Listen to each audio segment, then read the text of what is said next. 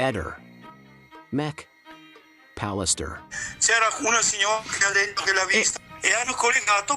Io e Liliana abbiamo incontrato parecchie volte, una volta mi ricordo qua sulla Napoleonica, sulla passeggiata che noi eravamo in bicicletta, lei era con un signore che stava passeggiando, poi un'altra volta ci siamo visti in treno che io e Liliana stavamo tornando da un viaggio e comunque la conosceva. Io la conosco e non è tipo da inventarsi delle cose. E lei ha visto un fantasma, non ha visto Lilli. Gli è morta il giorno 14, secondo me, secondo tutti. Se è sicura di quello che ha visto, magari di ritornare magari in procura a ripetere queste sue affermazioni, tutto qua. Io invece la testimone la conosco perché è Ilaria, conosco il papà. Infatti io ho parlato con lei poco tempo fa, l'ho incontrata e mi dice: sai, sono io quello che ha visto Liliana. Ah, tu sei?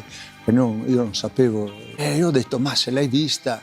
E invece da quello che ho sentito lei l'ha vista in un autobus, almeno sembra quello che ho capito io. Era vestita in un altro modo. Allora ho detto: allora non è il Quarto grado ha commesso un errore clamoroso. Claudio Serpin faceva riferimento a una testimonianza avvenuta in piazza dell'ospedale il 22 dicembre, quindi zona ospedale maggiore.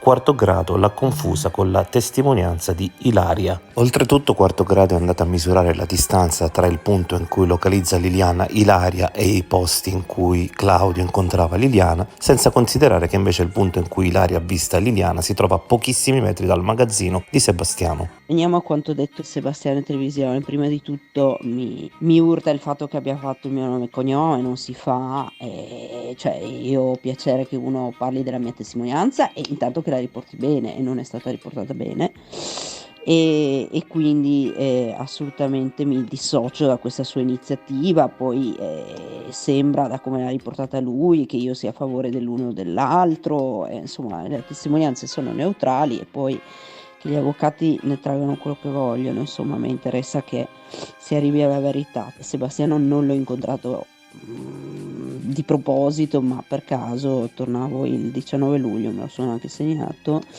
a casa, e l'ho incontrato più o meno là di Piazza Garibaldi, così per caso, insomma non lo vedevo da molto tempo, quindi gli ho fatto le mie condoglianze e ho detto che ero rimasta sconvolta ovviamente dalla notizia e che, visto che era passato ormai tanto tempo, ho detto vabbè, saprà che sono una dei testimoni, il suo avvocato avrà letto il fascicolo.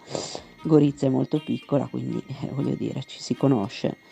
E quindi io ho detto beh, saprai che insomma l'ho vista il 14 sera.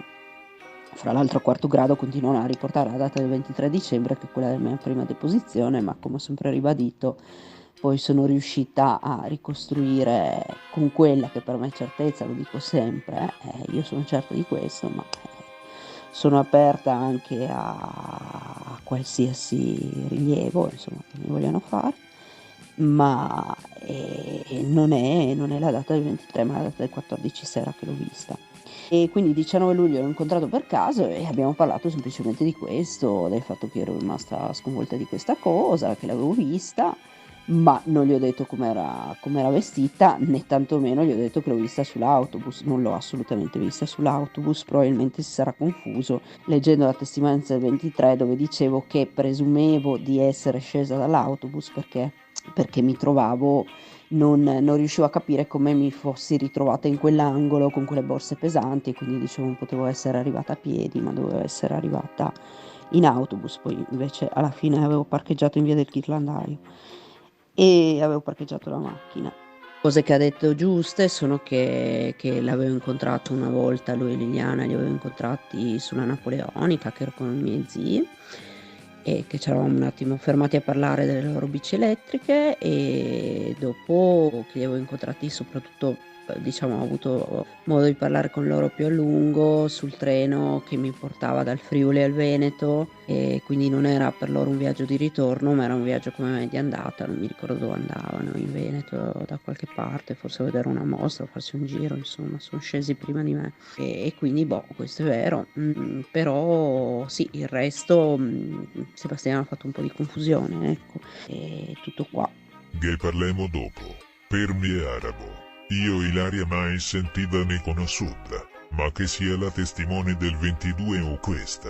Entrambe hanno visto un fantasma perché Liliana è morta il 14. Ne parlavo anche venerdì con Sergio. Se non fosse morta il 14 si sarebbe spaccata pur di avvisare me o suo fratello e non farci preoccupare. Se non l'ha fatto è perché era morta o qualcuno glielo impediva. Allora, l'ho già detto, dichiarato, le cantine e le soffitte erano semplicemente una cantina e una soffitta, per i quali non avevamo più le chiavi da fine estate, perciò in agosto abbiamo reso le chiavi perché il legittimo proprietario le ha messe in vendita, per cui a dicembre, a gennaio, cioè dopo di agosto, la cantina e la soffitta erano completamente fuori gioco, perché nessuno ne aveva le chiavi, erano state vendute e cambiate probabilmente le serrature. Amen. Questo è il concetto. Ci vediamo comunque.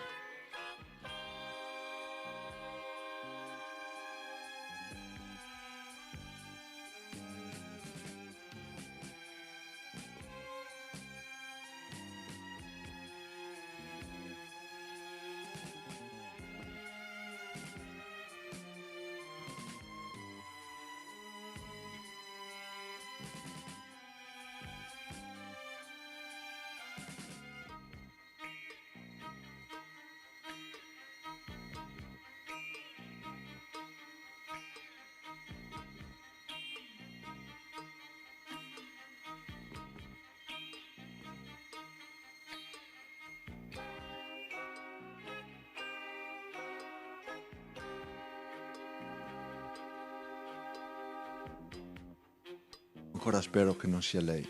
E poi quello sconvolgente che hanno trovato questo corpo in questo contesto così. Cosa sia successo, chi può avergli fatto del male. Ci sono troppe domande, capisci, che non riesco a trovare risposte. Claudio Serpin avrebbe indicato dove cercare Liliana. Questo non lo sapevo, perciò lui ha qualche idea, un dolore, guarda, incredibile. Ehi, non dimenticare di iscriverti a questo canale.